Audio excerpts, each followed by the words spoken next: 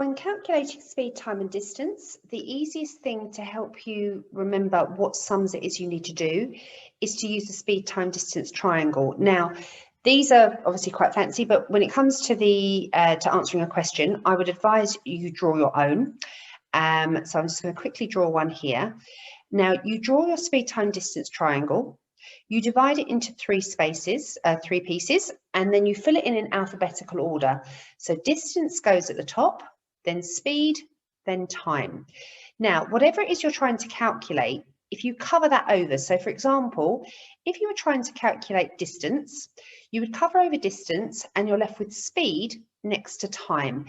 Now, when two letters sit next to each other in algebra, they are multiplying. So that should help you remember that to calculate distance, you do speed times time. Now, if you then wanted to calculate speed, you would cover over speed and you're left with distance over time. Now, when things are over each other, they are dividing. So to calculate speed, you would do distance divided by time.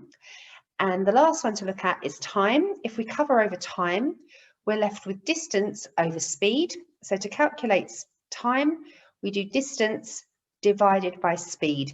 Remember, these lines here mean divide. So all fractions are essentially division sums. So if you can remember that, that makes that easier there as well. So let's go and have a look at some questions, and I'll do a couple of sample questions to help explain it as well. So when you come to do these, the minute you start being asked how long, how far, how fast something is traveling, draw yourself your little triangle to help you remember the order. So divide it into three and fill it in D for distance, S for speed, and T for time. So in this first question here, we're told that a train travels 240 miles in 3 hours, and we're being asked to calculate the average speed of the train. So we've been given distance and we've been given time, and we're trying to find speed.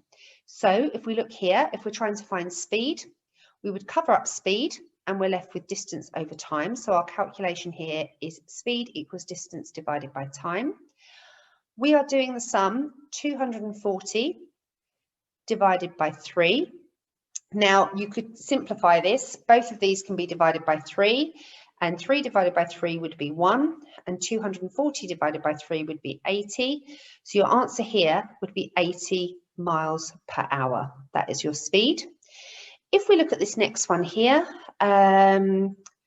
these are all speed. We'll do one more speed. So we've got 180 miles. We travel 180 miles in 4 hours. So we need to do 180 divided by 4.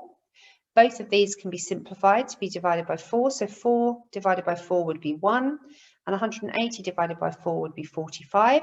So your speed here would be 45 miles per hour. Now let's have a look here. So this time we will be calculating distance, because we're being asked how far we would travel if we drove at a speed of 70 miles per hour for 5 hours. So we're being asked to find distance, and we've been given our speed and we've been given our time. So if we draw our triangle again, we have distance up here, speed and time. If we're trying to find distance, we're left with speed next to time. So our calculation is distance is speed times time. So for this one here, we would be doing 70 times 5. So if we do 7 times 5, we would get 35, but we were multiplying 70. So we pop a 0 on the end there and we have 350. And if we look at the next one, we've got 65 miles per hour for 4 hours. So the sum we're doing is 65 times 4, which equals 260. If we come down here, we're going to look at time. So this is asking how long does it take to travel. So they're asking us to calculate time here. And in this case, we've been given the distance of 320 miles and the speed of 80 miles per hour.